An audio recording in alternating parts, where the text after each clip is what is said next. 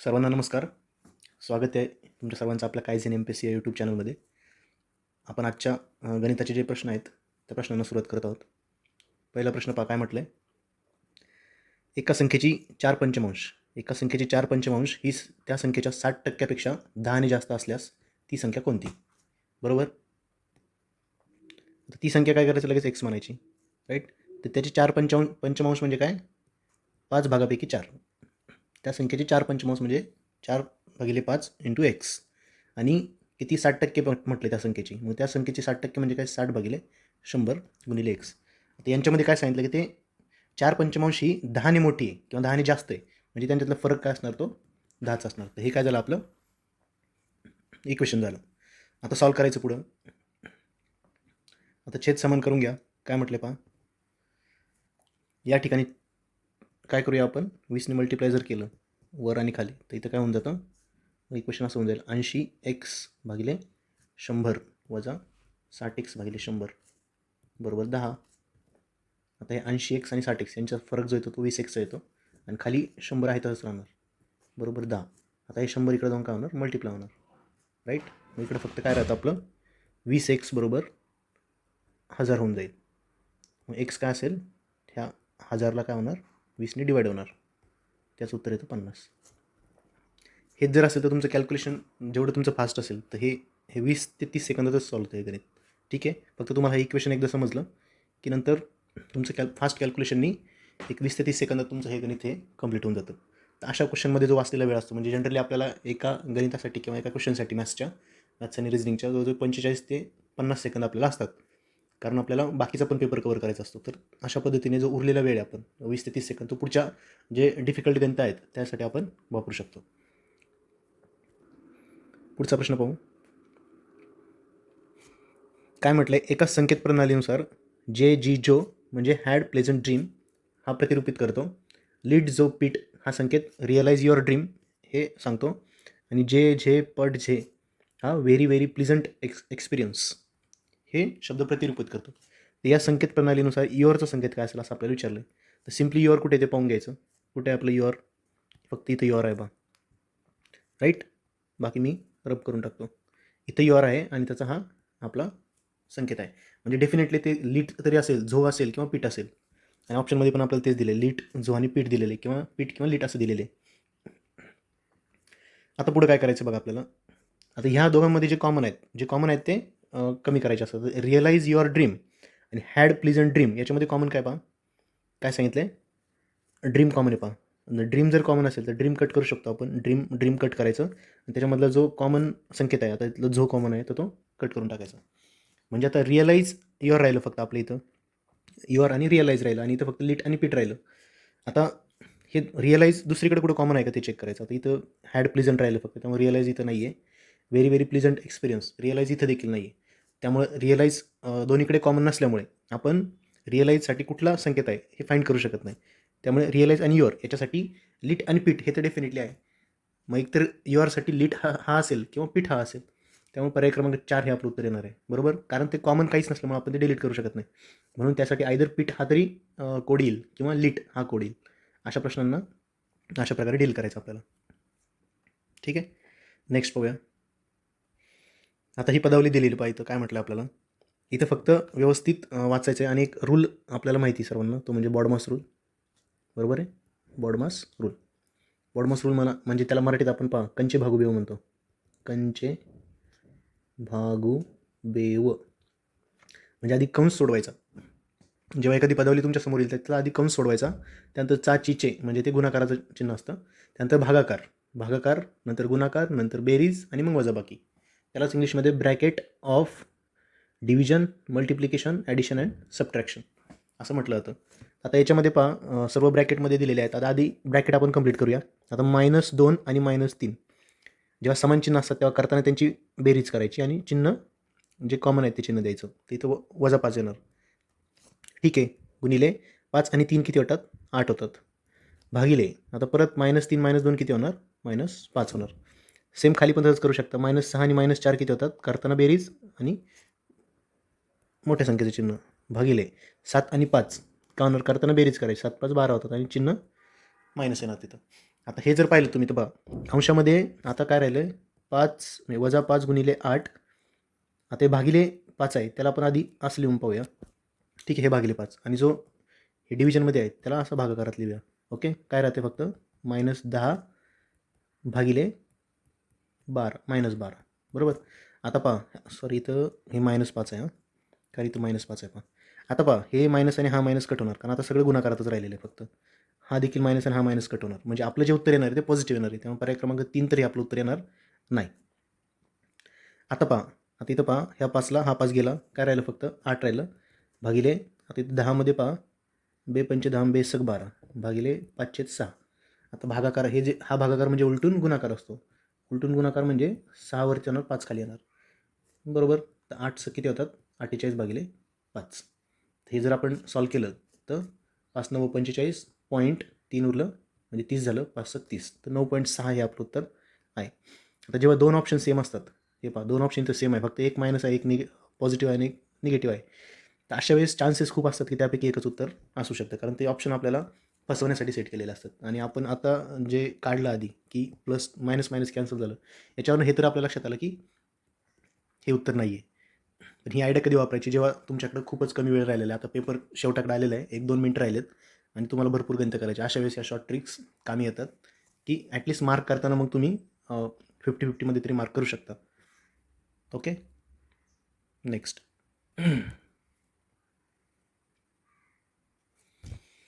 काय म्हटलं पहा पुढच्या प्रश्नामध्ये, 3 चौकार आणि 8 षटकार मिळून 110 धावा केलेल्या फलंदाजाच्या पळून काढलेल्या धावांची टक्केवारी किती? म्हणजे त्याने एकूण काढलेल्या धावा आणि पळून काढलेल्या धावा यांची आपल्याला काय विचारली टक्केवारी विचारली म्हणजे 100% बरोबर. तर हे कसं काढणार आता एकूण धावा आपल्याला माहिती किती आहे 110 आहेत. आता पळून धावा किती काढल्यात हे काढण्यासाठी आपल्याला काय पाहावं लागेल, त्यांनी चौकार 3 मारलेत षटकार 8 मारलेत. हे जर 110मधनं वजा केले तर आपल्याला त्यांनी पळून धावा काढलेल्या म्हणजे संख्या भेटेल आपल्याला. ठीक आहे, 3 चौकार म्हणजे किती 4ने मल्टिप्लाय करायचं. 4 रनाचा एक चौकार असतो 4 त्रिक 12 आणि षटकार 6 रनाचा असतो 8 48. एवढं तर कॉमन सेन्स आपल्याला आहे. 12 48 किती होतात 60. आता 60 110मधनं वजा करी तर खाली उरतात 50 म्हणजे इथं 50 येणार आणि गुणिले हे पुढचे 100% आहे तसंच.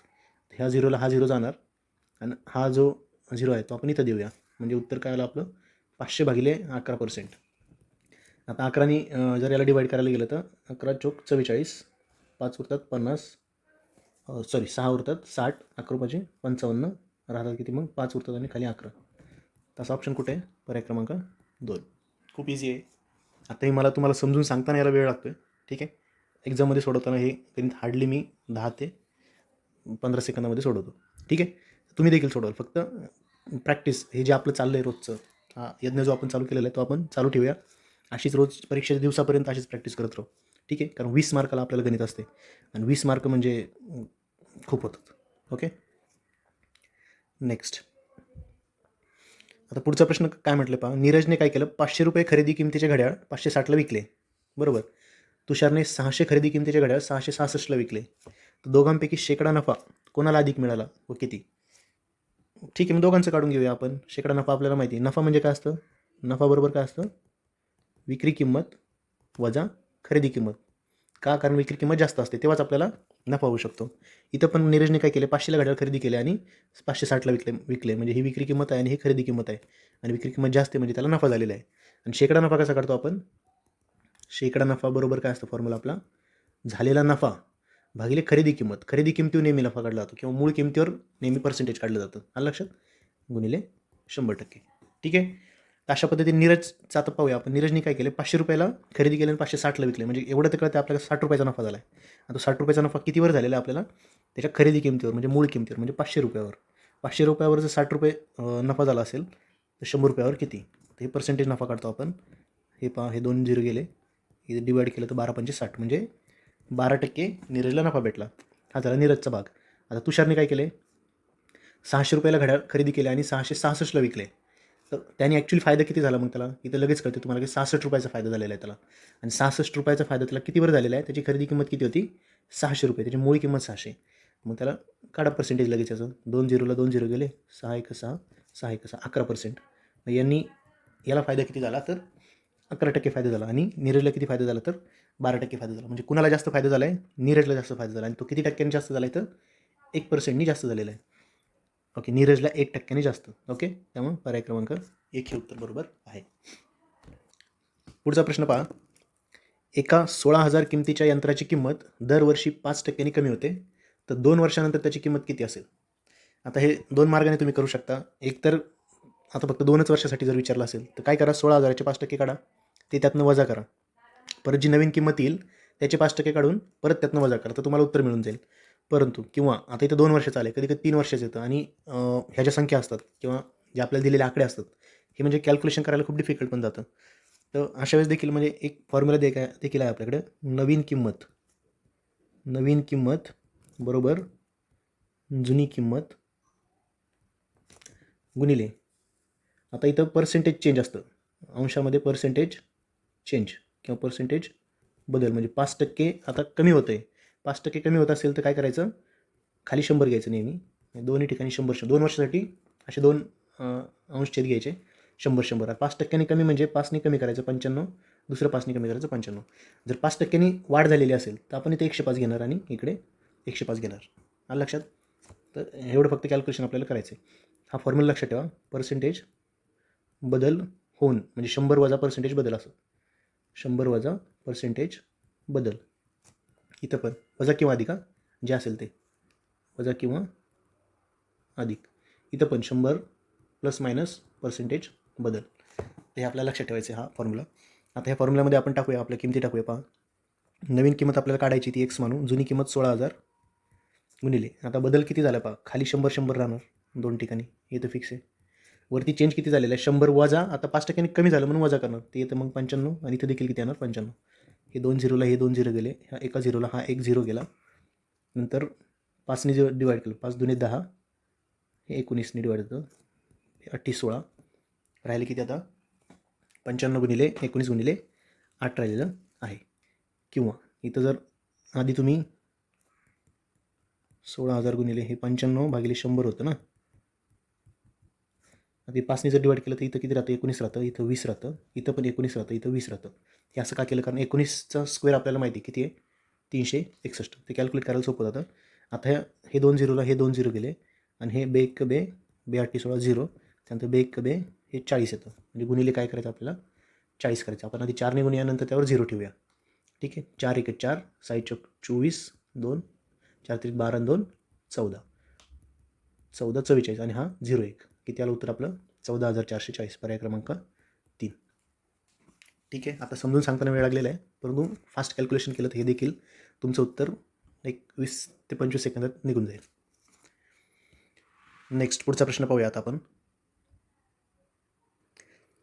काय म्हटलं आता आपल्याला, ए आणि बी च्या वयाचे गुणोत्तर 2:5 आहे, त्यांच्या वयाची बेरीज 63 आहे, तर एचं वय काय? आपल्याला माहिती आहे, जर गुणोत्तर 2:5 असेल तर आपण त्यांचे ॲक्च्युअल वय काय म्हणतो, 2x आणि 5x. 2x हे एचं वय, 5x बीचं वय. ठीक आहे, तर त्यांच्या वयाची बेरीज 63 आहे, म्हणजे हे दोघांची जर ॲडिशन केली आपण तर ते येतं 7x, आणि 7x म्हणजेच किती आहे 63 आहे. तर एक्सची व्हॅल्यू लगेच काढून घ्या. बरोबर, 7x बरोबर 63 आहे, तर x बरोबर काय येणार 63 भागिले 7, ते येतं 9. 9 7 63 असतं. मग x जर 9 असेल आणि आपल्याला काय विचारले, एचं वय विचारले फक्त, तर ए किती आहे आपला 2x आहे, 2x म्हणजेच काय 2 गुणिले 9, 9 दुने किती होतात 18, पर्याय क्रमांक 3. एवढं इझी हे आहे. आता पुढचा प्रश्न पहा, काय म्हटलंय, सी व पी ही भावंडे बीची मुलं आहेत. सी आणि पी, आता डायरेक्ट एकदा म्हणजे फक्त शेवटचं पाहून घ्यायचं, म्हणजे आपल्याला एक वाचता वाचता पण नंतर अंदाज येऊन होतो. अनुक्रमे भाचा व आत्या हे नाते असलेल्या व्यक्तीची जोडी निवडा, असं आपल्याला विचारलं आहे. ओके, म्हणजे भाचा आणि आत्या, म्हणजे एक मेल आहे आणि दुसरा फिमेल आहे, अशी जोडी आपल्याला निवडायची. आता आपण आपल्या प्रश्नाला सुरुवात करूया. सी व पी ही भावंड आहेत. काय म्हटलं आपल्याला, सी आणि पी भावंड असल्यावर इक्वल टू साईन दाखवतो आपण, आणि ती बीची मुलं आहेत. ही काय आहेत, बीची मुलं आहेत. बरोबर, पण ती त्यांची आई नाही. बी त्यांची आई नाही म्हणजे कोण आहे, ते वडील आहेत, म्हणजेच तो मेल आहे. सी ही व्यक्ती त्याच्या आईवडिलांच्या एकुलत्या मुलाचा भाऊ नाही. बरोबर, सी ही व्यक्ती म्हणजे कोण, ही आपली सी ही व्यक्ती आईवडिलांच्या, म्हणजे त्याचे आईवडील कोण असेल, बी आणि अजून कोणतरी असेल, त्यांच्या एकुलत्या मुलाचा भाऊ नाही. म्हणजे सी भाऊ नाही म्हणल्यावर तो मुलगा नाही, तो कोण आहे फिमेल आहे, आणि एकुलता मुलगा पण आहे त्यांना, म्हणजे हा जो पी असणार आहे तो कोण असणार आहे, मेल असणार आहे. आता पुढं पहा, काय म्हटले, ए आणि बी जोडपे आहेत. आता ए आणि बी जोडपे आहे म्हणजे बी इथं आहे, तर ए काय असणार, त्यांची आई असणार. फिमेल असणार. आता क्यू ही सीची मुलगी आहे, क्यू सीची मुलगी ही फिमेल येणार. आणि आर हा पीचा मुलगा आहे, मेल येणार. इथंच कन्फर्म होऊन जाते. ह्या मुलाचे वडील पी आहेत आणि पीची बहीण सी आहे. म्हणजे सी कोण झाली? आत्या झाली. आणि आर कोण झाला? भाचा झाला. एक जोडी तर आपल्याला इथं मिळून जाते. लक्षात. आणि पर्याय ती जोडी आहे सी आणि आर. राईट, सी आणि आर. हां, परंतु अजून एक ऑप्शन आहे इथं बघा, आर आणि सी. का आपल्याला विचारलं का? अनुक्रमे विचारलं आहे. राईट, अनुक्रमे सी कोण आहे? भाचा विचारले. भाचा कोण आहे? अनुक्रमे आर आहे. आणि आत्या कोण आहे? तर सी आहे. म्हणून पर्याय क्रमांक 3. एवढं डिटेलमध्ये पाहायची गरज आहे, कारण पहिला ऑप्शन आपल्याला नेहमी फसवण्यासाठी देतात. आपण तोच मार्क करून लगेच पुढे जातो. आणि एवढं सोपं एवढं उत्तर काढून देखील आपलं उत्तर आता चुकलं असतं. तर आपल्याला पर्याय क्रमांक 3 मार्क करून पुढे जायचं आहे. पुढचा प्रश्न पाहूया.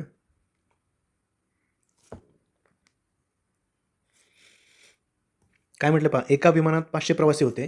त्यापैकी 45% पुरुष, 20% मुले होते. तर स्त्री प्रवाशांची संख्या किती? आता आपल्याला बाकी काही दिलेलं आहे का याच्यामध्ये? सिम्पली काय दिले? पुरुष दिले, मुले दिलेत आणि स्त्रिया विचारलेत. म्हणजे ऑब्व्हियसली जे 100% लोक असणार आहेत ते कोण असणार आहे? हे एक पुरुष, मुलं आणि स्त्री. ओके, लक्षात. हे 3 असणार आहेत. आता आपल्याला 500 प्रवाशापैकी पाहायचे. 45% पुरुष आहेत, 20% मुलं आहेत. म्हणजे टोटल किती झाले? 65%. आणि उरले किती मग? स्त्रिया 35%. 35% जर स्त्रिया असतील तर ते कशाच्या आहे? 500च्या. मग काढा 500च्या 35% स्त्रिया. 0 गेले. 5ने मल्टिप्लाय करून घ्यायला.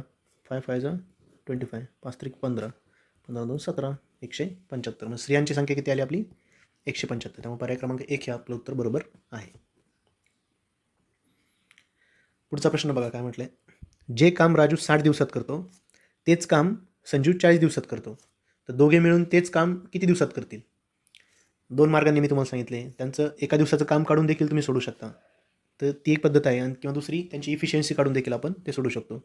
आता पहा, राजू लिहायचं आहे. तर राजू आणि हा संजू आहे. राजू 60 दिवसात काम करतो, संजू 40 दिवसात करतो.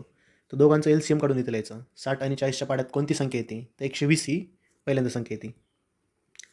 ठीक आहे. तर आता 60 आणि 120, आता यांची इफिशियन्सी काढून घ्यायची, कार्यक्षमता. म्हणजे 60 आणि 120 म्हणजे किती? 2. राजूची किती आली? 2. मग 120ला 60ने डिवाईड करायचं आणि 120ला 40ने डिवाईड करून इथं किती येतं? 3 येतं. मग दोघं मिळून जर काम करत असेल तर 2 आणि 3 5. आणि आता असं कन्सिडर करायचं की यांना 120 भांडी घासायची आहेत. आणि एकत्र ती एका दिवसात 5 भांडी घासतात. तर 120 भांडी घासायला किती दिवस लागतील? 120 भागिले 5, बरोबर. हे जर सॉल्व केलं, 5 दुणे 10, 5 चौक 20, 24 दिवस. ही एक मेथड आहे. किंवा राजूचं एका दिवसाचं काम काय येईल? राजूचं जर तो 60 दिवसात काम करतोय, तो एका दिवसात तो 1/60 काम करेल. तसंच संजू 40 दिवसात काम करतो, तो एका दिवसात तो 1/40 काम करेल. या दोघांची बेरीज करायची सिम्पली. ओके. आणि हे आता सॉल्व जर केलं तुम्ही तर 60 + 40 भागिले 60 गुणिले 40, वरती आता 100 भागिले 60 गुणिले 40. हे 0ला हा 0 गेला, हा 0ला हा 0 गेला, खाली 1/24 राहतं. मग हेच त्यांचं दोघांचं मिळून एका दिवसाचं काम आहे. तर त्यांना काम करायला एकूण किती दिवस लागतील ते उलटं करायचं फक्त. 24. आलं लक्षात. ह्या पद्धतीने देखील तुम्ही करू शकता. किंवा आपली ही कार्यक्षमता मोजून जी पद्धत आहे ते त्या पद्धतीने देखील तुम्ही करू शकता. ठीक आहे. याचा पर्याय क्रमांक 3 हे उत्तर बरोबर आहे. पुढचा प्रश्न पाहूया आता आपण. काय म्हटले? बँकेशी केलेल्या करारानुसार एका व्यवसाय करणाऱ्या स्त्रीला व्याजरहित कर्जाचे परतावे समान रकमांच्या काही हप्त्यात करायचे आहेत. 18 हप्ते दिल्यानंतर स्वतः 60% रक्कम फेडली आहे असे तिच्या लक्षात आले.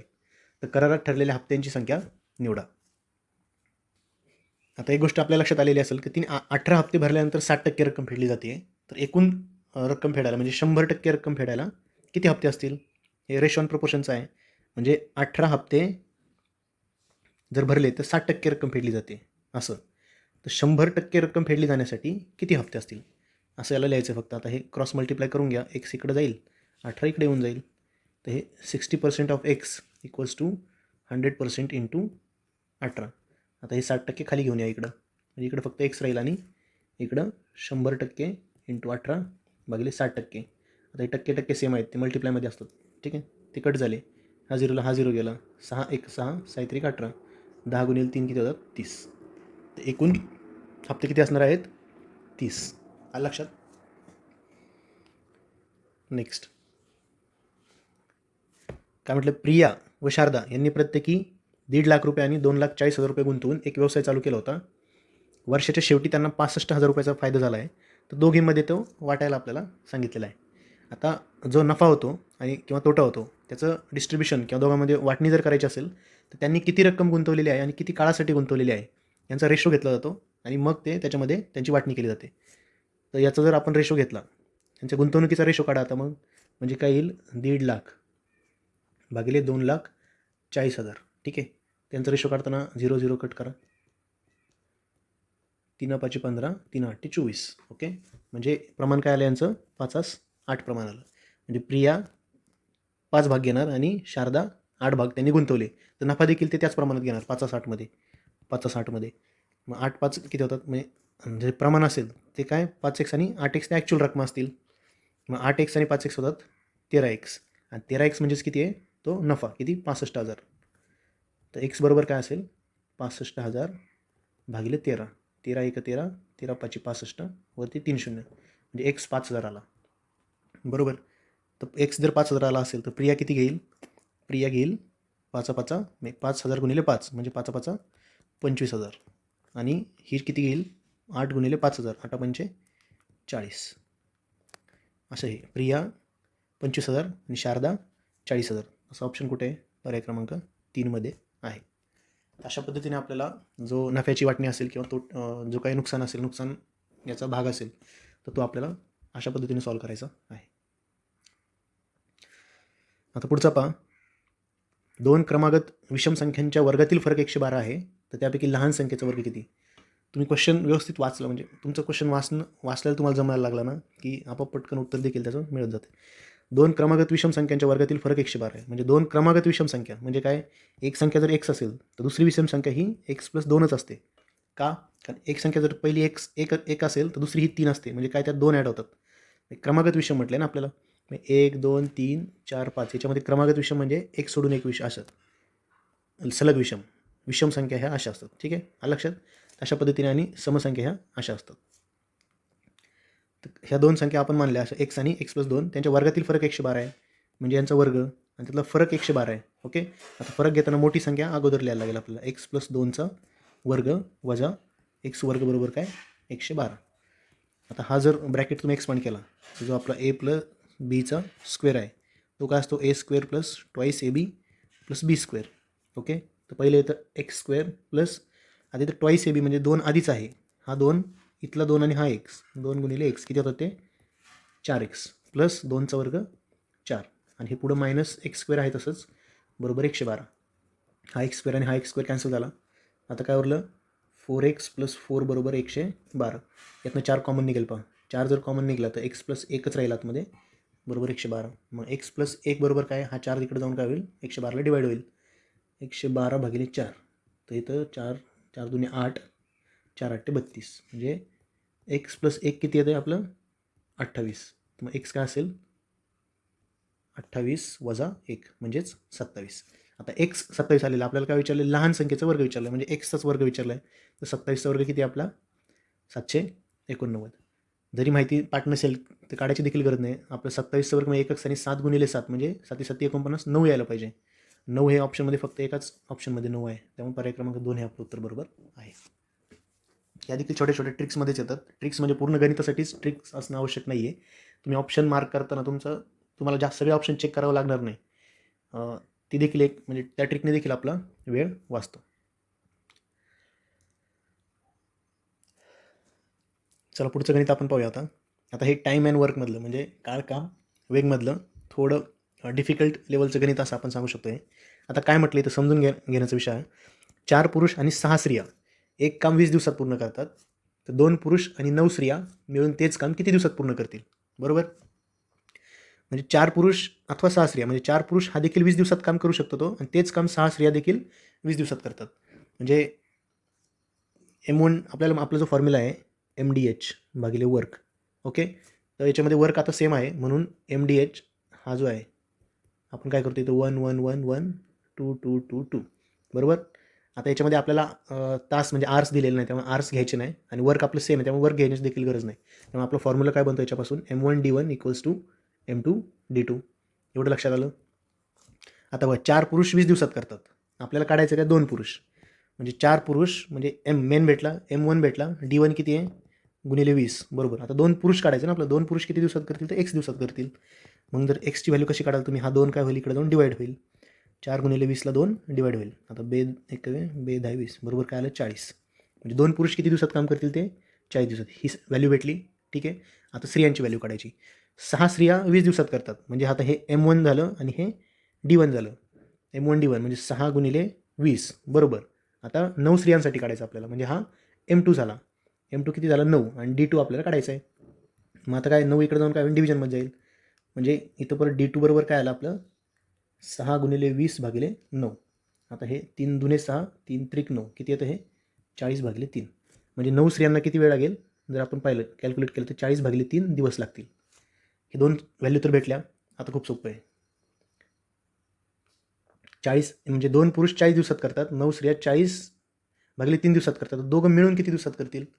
तेच परत आपण जे एका दिवसाचं काम म्हणजे काढतो. आता 40ला काय करायचं? 1/1 त्याचं एका दिवसाचं काम असेल 2 पुरुषांचं 1/40 अधिक म्हणजे हे उलटं करतो आपण. 40 भागिले 1 असतं ना, ते रिव्हर्स करतो. 1/40 करतो.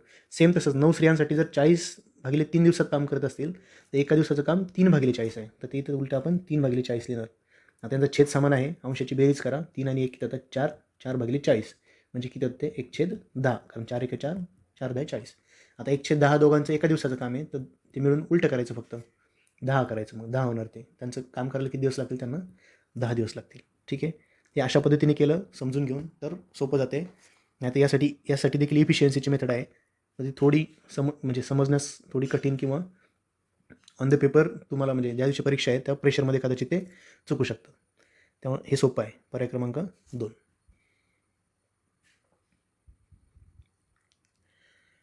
आता पुढचा प्रश्न पहा काय म्हटलं आहे? 400 मीटर अंतरावरून पोलिसांनी चोराला थांबवले. ओके. म्हणजे सपोज इथं पोलीस उभा होता, चोर इथं उभा होता. या दोघांमध्ये अंतर कितीचं आहे? 400 मीटरचं. आणि पोलिसांनी हाक दिली त्याला की अरे चोरा थांब असं.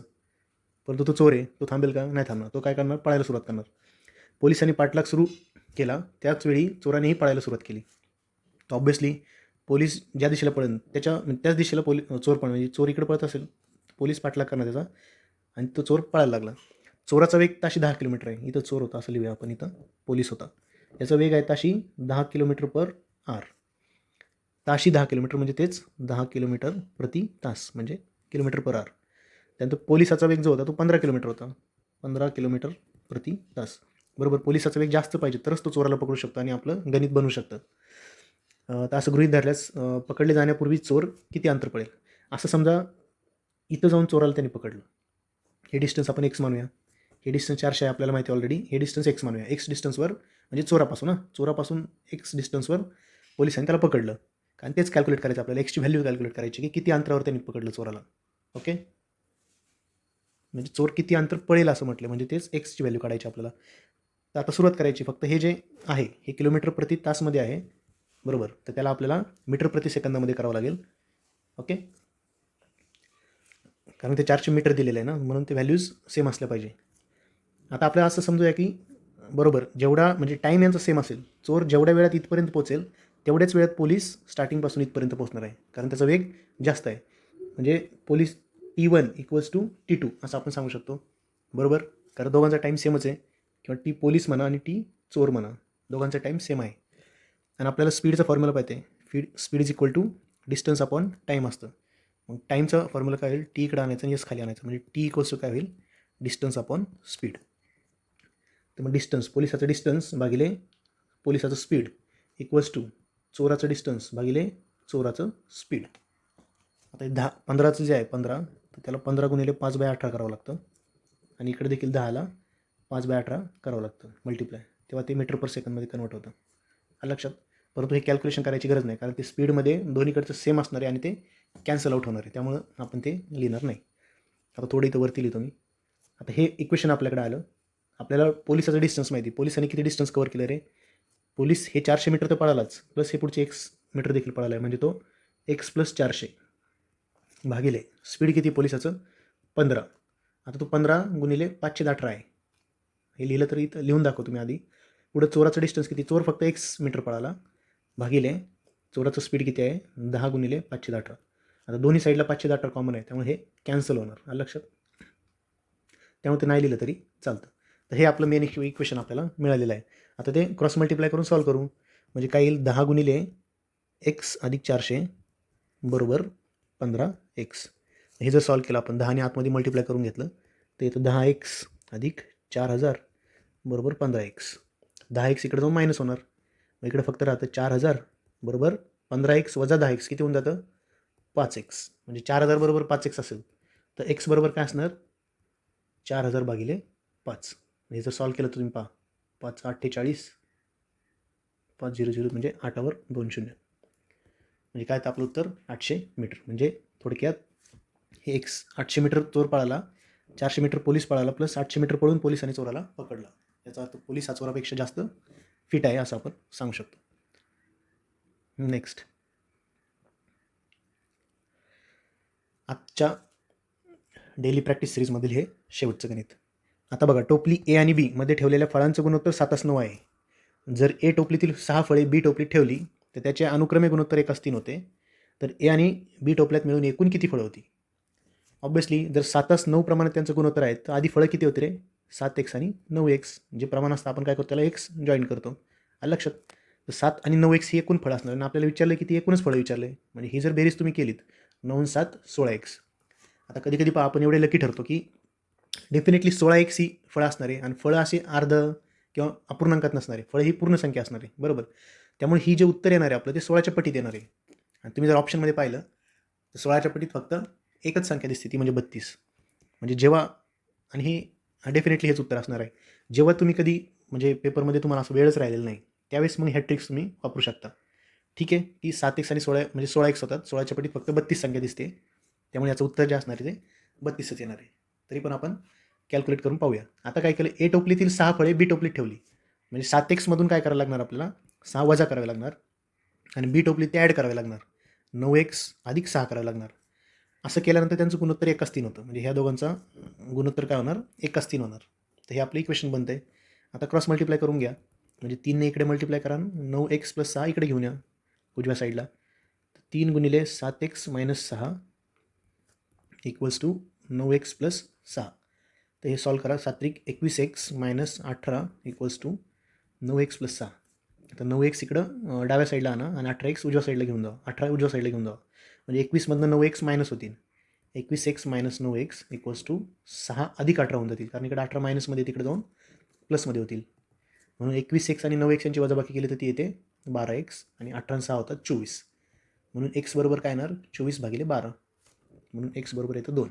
आता x 2 आलेलं आहे आणि आपल्याला काय विचारलं एकूण फळे किती आहे, ते 16x आहेत.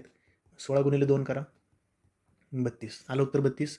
हेच मी तुम्हाला पहिल्या 2 ते 3 सेकंदात सांगितलं होतं. तुम्ही एवढं जरी ऑब्झर्व केलं की डेफिनेटली एकूण फळं विचारली त्यांचं प्रमाण हे म्हणजे 16x होते, ते 16च्या पटीतच असणार आहे. आणि ऑप्शनमध्ये आपण लकी ठरलो आणि ते ॲक्च्युअली दिले त्यासाठी ऑप्शन तसे की तुम्ही ॲटलीस्ट एवढं तरी जज करावं की ते 16च्या पटीत आहेत, तर एकच ऑप्शन 16च्या पटीत आहे तो म्हणजे 32. ठीक आहे, तर थांबूया आज.